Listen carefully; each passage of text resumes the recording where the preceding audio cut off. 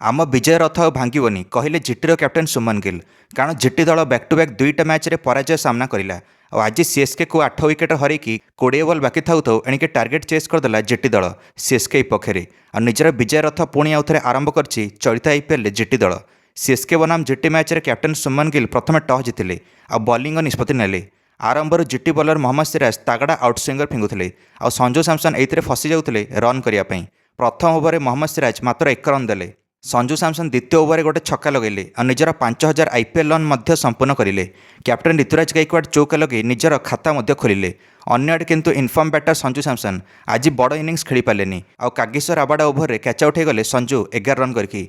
या पर तो जमती सीएसके विकेट छड़ी लगिला उर्बिल पटेल आसते आसी गोटे चौका लगेले किंतु से over Rabada over catch out होगले उर्बिल पटेल। या पर ओभर सरफराज खान बिना खाता खोली आउट हेले मोहम्मद सिराज ओभर। या पर तो मोहम्मद सिराज और कागिसो राबाडा पूरा बांधिदेले कैप्टेन ऋतुराज गायकवाड़ को और ऋतुराज गायकवाड़ रन करिवारे असमर्थ हेले। गायकवाड़ बहुत ही धीमा खेलुले 17 बॉल मात्र 14 रन करथिले। यांकर साथी बैटर डेवल ब्रेविस यांकर मध्य मनोबल भांगीगला ऋतुराज गायकवाड़ का धीमा खेल देखी एणिके ब्रेविस विफल होते शॉट खेलिया और शेष में हताश होई कैच आउट होगले डेवल ब्रेविस 9 बॉल 2 रन करके। कष्टे मष्टे सीएसके 12 ओवर जाइए 50 रन पार करिला।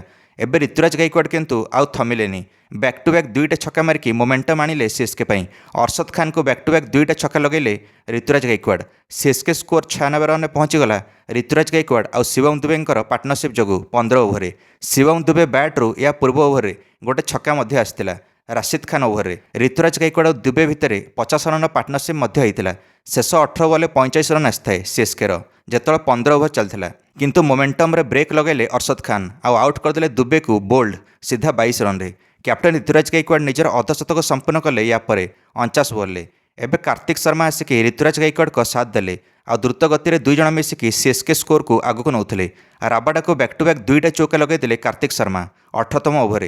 कार्तिक 9टा बॉल 15 रन करके आउट होगले 18 ओवर एणिक सीएसके 6टा विकेट पड़ा 122 रन रे। तापर तो जेमी ओभरटन आसिले आ ओभरटन आसिक लगा लगी गोटे छक्का और दुईटा चौका मारदेले आ सीएसके स्कोर को 139 रन पहुंचाईदेले 19तम ओवर। धुआंधार 6टा बॉल 18 रन करके आउट हेले जेमी ओभरटन।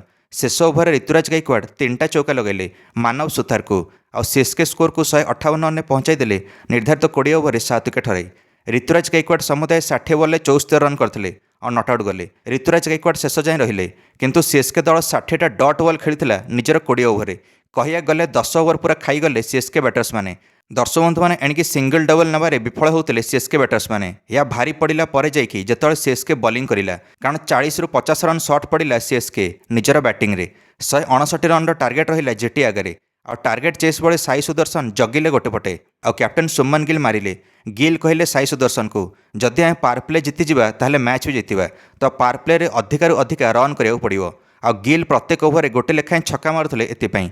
जीटी ओपनर्स माने प्रथम 6 ओवर जीटी स्कोर को 55 रन पहुंचाईदेले बिना विकेट हराई किंतु या पर तो captain Suman Gill stump out होगले नूर अहमद ओवर। सुमन गिल को डाहाण गोड़ हावारे थिला और कीपर संजू सैमसन दमदार स्टंपिंग करी आउट कले सुमन गिल को। सुमन गिल निजर कैप्टेन इनिंग्स खेलिले और निज काम करी गले। जीटी को मोमेंटम दे गले सुमन गिल। या पर तो साई सुदर्शन और जोश बटलर दमदार रन दौड़िले। जोश बटलर और साई सुदर्शन अधिकार अधिका सिंगल डबल नहीं कि जीटी स्कोर को 93 रन पहुंचाइले एणिकी 11 ओवर। तो चेन्नईर चेपक स्टाडियम मैच थिला और अत्यधिक गरम होता से छक्का मारे विफल होते अधिकांश बैटर्स और साई सुदर्शन से अधिकार अधिका सिंगल डबल नौले। साई निजर अर्धशतक संपूर्ण कले 33 बॉल और जीटी स्कोर को 100 रन पहुंचाइले एणिकी साई सुदर्शन चौका छक्का अपेक्षा सिंगल डबल बेसी नौले। साई सुदर्शन 20टा सिंगल नहीं और 2टा डबल रन डॉट बॉल मात्र 7टा खेलते साई सुदर्शन। अर्धशतक पर तो साई सुदर्शन को रोकिया पूरा ही मुस्किल होगला। एबे पर छक्का उपर छक्का मारी चलले साई सुदर्शन एणिकी जोश बटलर भी अन्य आड़ू भरपूर साथ दौले साई को। ऋतुराज गायकवाड़ जाणीगले सीएसके हारिबो ये मैच कारण साई सुदर्शन दमदार प्रहार पर जीटी टार्गेट पाखक पहुँचुला।